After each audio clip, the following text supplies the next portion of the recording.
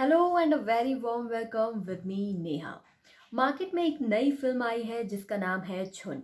इसमें दो खास बातें हैं। एक कि गरीब बच्चों का फुटबॉल की तरफ रुझान और दूसरा सदी के महानायक अमिताभ बच्चन का इस फिल्म में होना। अब ये फिल्म कैसी है, आपको क्यों देखनी चाहिए और नया क्या है, ये मैं आपको बताने जा रही हूँ। तो नज़र डाल लेते हैं इस फिल्म के मूवी रिव्यू पर। रिव्यू अच्छा लगे तो इसे सब्सक्राइब ज़रूर करना। नागराज मंजुले मराठी सिनेमा का एक बड़ा नाम है। अब तक सिर्फ दो ही फीचर फिल्में इन्होंने बनाई हैं, लेकिन दोनों ही कमाल की रही हैं और इसी वजह से ये खुद में एक ब्रांड बन चुके हैं।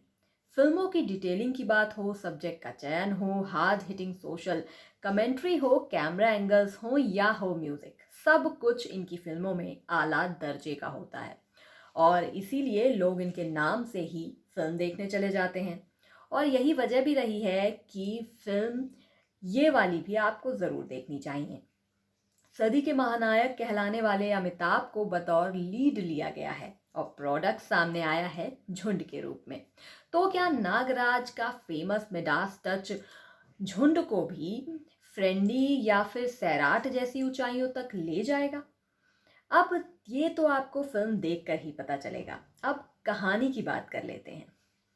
नागपुर शहर की एक झोपड़पट्टी की कहानी इस फिल्म में आपको देखने को मिलेगी। यहाँ रहने वाले कुछ युवा जो कि फुटबॉल खेलना पसंद करते हैं, लेकिन उनका जीवन इतना भी आसान नहीं है कि वो गोल गेंद और उसे बेफिक्र होकर मार सकें। तो क्या करते हैं ये? प्लास्टिक के डिब्बों को ही फुटबॉल समझकर खेलते रहते हैं, वो भी नंगे पैर।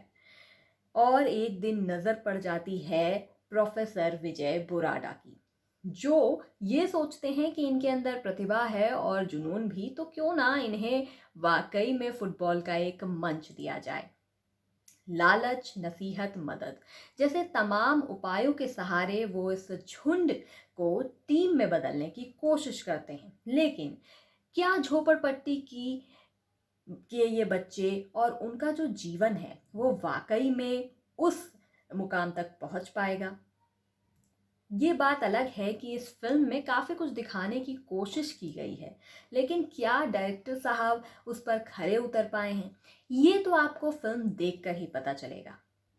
अब बात करते हैं कि इस फिल्म में आखिर नया क्या है, क्यों इस फिल्म के लिए 3 घंटे खर्च करने चाहिए। जैसा कि हम पहले ही कह चुके हैं कि फिल्म से बहुत ज़्यादा उम्मीदें लगाना बेकार है। यहाँ तक कि पिछले कुछ अरसे से अमिताभ बच्चन की फिल्मों से भी लोगों को शिकायत रही है, लेकिन फिर भी यहाँ पर भी क्या कुछ नया रहेगा, ये दर्शक ज़रूर जानना चाहते हैं। तो अगर इस फिल्म की बात करें तो यहाँ पर कुछ तो ऐसा है जो अधूरा रह जाता है और लास्ट में दर्शक भी निराश होते हैं। ऐसा नहीं है कि ये फिल्म सिरे से खारिज इसको कर देना चाहिए, लेकिन ये बात भी उतनी ही सच है कि बहुत कुछ नया नहीं है। मुझे ये भी पता है कि अब मैं जो कहूँगी उसे लेकर आप मुझे ट्रोल भी कर सकते हैं, लेकिन कुछ सीन्स को छोड़कर ऐसा कुछ नहीं है फिल्म में जो देखा जाए।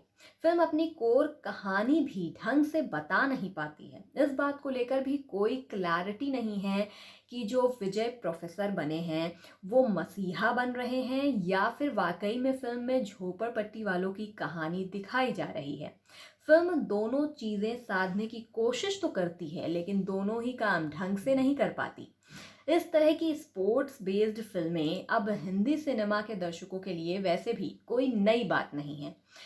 अंडरडॉग्स के सुपर अचीवर बनने की कहानी भी हम कई बार देख चुके हैं। गरीब लोगों का मसीहा बनने वाले लोगों का महिमा मंडन भी बड़े पर्दे पर होना कोई नई बात नहीं है। तो बेसिकली लगभग हर एक फ्रेम देखा देखा सा लगता है। ऊपर से फिल्म इतनी लंबी है कि सब्र का बांध टूट जाता है। फिल्म के कई किरदार आपको आधे अधूरे लगते हैं। अमिताभ बच्चन की समाज सेवा बहुत बुरी तरह चिढ़ रखता है उससे उनका बेटा, और एक दिन वो अचानक से आता है और गर्व महसूस कराता है और पिता के काम को सराहता है। वो सब ठीक समझ में आता है, लेकिन इस बात को एक्सप्लेन नहीं किया गया है कि वो अपनी नौकरी छोड़कर क्यों आ जाता है। इसी तरह ट्रेन के आगे एक आत्महत्या का सीन दिखाया गया है कि एक लड़का आखिरी समय में सोचता है कि अब मुझे कुछ नहीं चाहिए और वो आत्महत्या करने के लिए जाता है, लेकिन अचानक से उसका इरादा बदल जाता है और वो एक ऐसे मैदान पर पहुंच जाता है जहां पर फुटबॉल का टूर्नामेंट चल रहा है। मतलब कुछ ऐसी चीज़ें फिर अचानक से दिखाते हैं कि टीम का गोलकीपर ही वहाँ नहीं मौजूद है और वो टीम वाले इस लड़के को खिलाने लग जाते हैं। उसके बाद ये दिखाने की कोशिश की गई है कि अच्छा उसने बहुत ही अच्छा गेम खेला है, तो इस बंदे की भी कहानी दिखाई नहीं जाती है। यहाँ इसको भी आधा अधूरा छोड़ दिया जाता है, कौन है, कहाँ से आया है, मरना क्यों चाहता था, इसका कोई एक्सप्लेनेशन नहीं है। क्लाइमेक्स में दिखाते हैं कि पुलिस वाले कुछ हैं जिनका अचानक से दिल बदल जाता है। अच्छा क्या है फिर, एक बार इस को लेकर भी बात कर लेते हैं, जब कुछ इतनी सारी कमियां मैंने आपको बता डाली हैं। तो जैसे मैं पहले भी कह रही थी कि ऐसा भी नहीं है कि फिल्म में बिल्कुल ही ये कुछ नहीं है और आपको नहीं देखना चाहिए, ऐसा नहीं है। कुछ चीज़ें हैं जो देखने लायक हैं, कुछ एक सीन्स हैं जो अच्छे हैं और जिनको टॉप लिस्ट में रखा जा सकता है। सबसे पहले तो म्यूज़िक की बात करें, ऐसी फिल्मों में म्यूज़िक का बड़ा अहम रोल होता है जहाँ पर कुछ स्ट्रॉन्ग म्यूज़िक आते हैं और आपको बिल्कुल आपकी इच्छा शक्ति को बहुत ही मजबूत वो देते हैं कि अच्छा अब तो कुछ कर दिखाएंगे टाइप।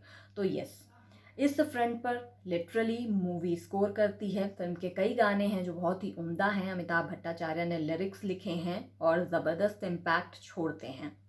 वहीं एक दूसरी अच्छी चीज़ ये है कि फिल्म में जो भाषा यूज़ की गई है वो ओरिजिनल लगती है। महाराष्ट्र में बसे लोगों की अगर कहानी दिखाई गई है तो वहाँ पर जिस तरीके से लोग हिंदी बोलते हैं उससे कनेक्शन महसूस होता है। लगता है कि खिलाड़ी जो जितने हैं, जो वो लैंग्वेज यूज़ कर रहे हैं, वो वाकई में मैच कर रही है। बाकी एक्टिंग के फ्रंट पर बात करें तो बहुत ज़्यादा ऑब्वियसली नुक्स नहीं निकाले जा सकते हैं क्योंकि अमिताभ बच्चन हैं और वो खैर इस तरह के जो रोल्स हैं वो मुझे लगता है सोते हुए भी कर सकते हैं, तो कुछ ऐसा नया नहीं है। लेकिन उन्होंने ये स्क्रिप्ट क्यों चुनी, ये एक बड़ा मैसेज है, क्योंकि अभी तक अमिताभ बच्चन जो फिल्में करते आ रहे थे वो काफ़ी एक जैसी लग रही थी, लेकिन इस बार उन्होंने एक नया मैसेज देने वाली फिल्म को चुना है। हालांकि बहुत बड़ा मैसेज नहीं भी जा पाया है इस फिल्म से, लेकिन स्टिल अमिताभ की अच्छी कोशिश है, बढ़िया एक्टिंग है। वैसे और सपोर्टिंग रोल्स में भी कई लोग हैं, किशोर कदम, छाया जैसे सीनियर एक्टर्स ने भी अच्छा काम किया है। तो कुल मिलाकर झुंड में अच्छी एक्टिंग है, कास्टिंग अच्छी की गई है, डायरेक्टर भी अच्छे हैं, लेकिन एक पैकेज के तौर पर फिल्म में कुछ नया नहीं था। बाकी रिव्यू आपके हवाले है, फिल्म सिनेमाघरों में देखिए, फिर खुद तय कीजिए कि फिल्म आपको कैसी लगी और मुझे कमेंट करके बताइए कि आपको फिल्म वाकई में मैंने जैसे बताया आपको वैसी लगी भी या नहीं। तब तक के लिए टाटा बाय बाय। अगर आपको ये वीडियो अच्छा लगा हो तो इसे लाइक कीजिए और सब्सक्राइब कीजिए मेरे चैनल। तब तक के लिए